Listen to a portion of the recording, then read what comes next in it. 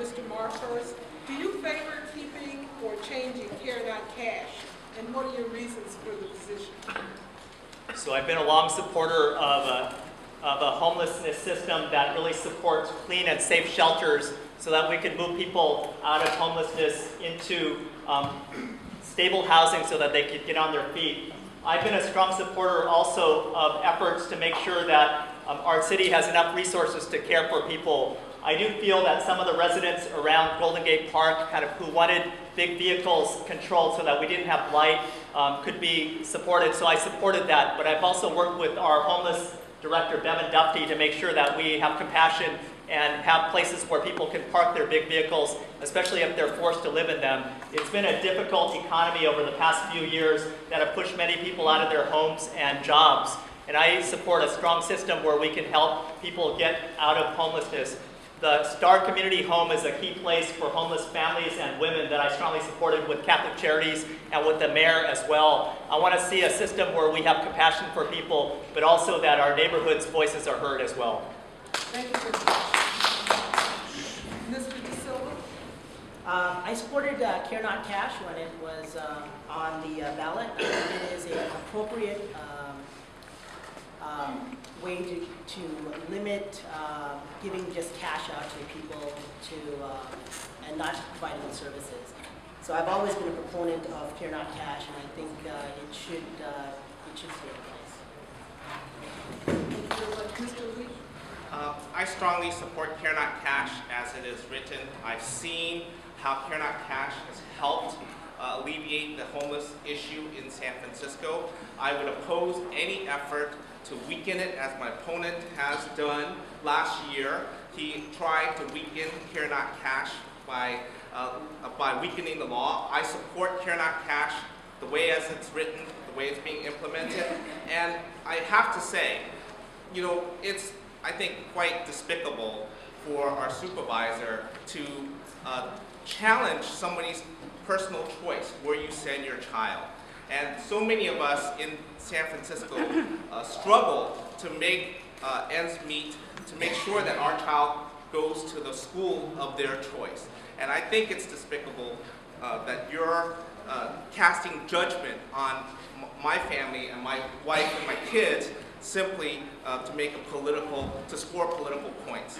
And I think it's everybody's choice where you send your kids. Okay? Yeah.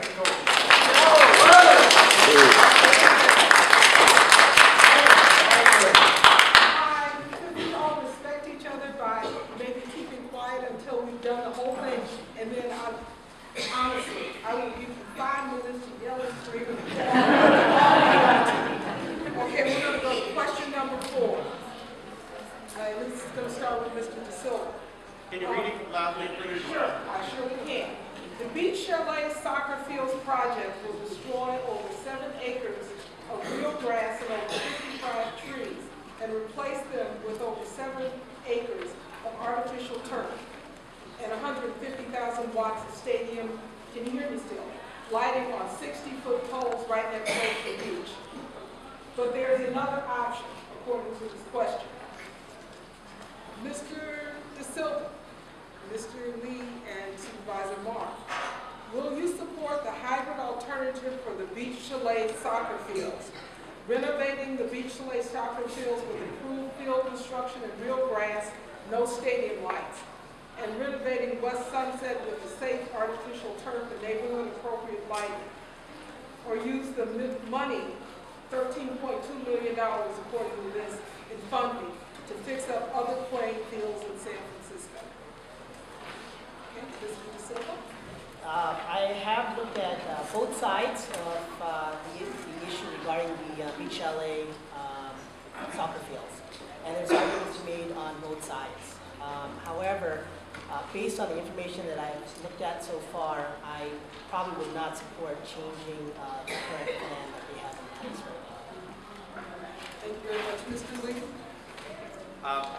I believe when I voted in favor of the beach chalet synthetic turf 2 years ago, when I served on the Rec and Park Commission, that was the best solution moving forward. It's clear to me, after the EIR that's come out, and after talking to the neighbors, talking to people in my district, that there's a lot of unhappy people in the neighborhood. This is a solution that doesn't work for a lot of people. And I think it's a job of a district supervisor to bring people together, bring the neighbors together, and the Rec and Park Commission. Can we achieve the goals of the commission? More play fields for kids. My kids were in Viking soccer. We played on synthetic turf fields. It's important, no question. But can we bring it together? And as a district supervisor, I bring neighbors together with the Rec and Park Department to move us forward towards a compromise. Now, the neighbors have talked about a hybrid plan. We should sit down, we should talk. Let's see what can be done. Thank you. Thank you, Mr. Supervisor Mark. Thank you. I've been an independent and thoughtful supervisor. This is one of the issues where I studied this one to death. And I really met with everyone from the soccer players and families to environmentalists and the Audubon Society.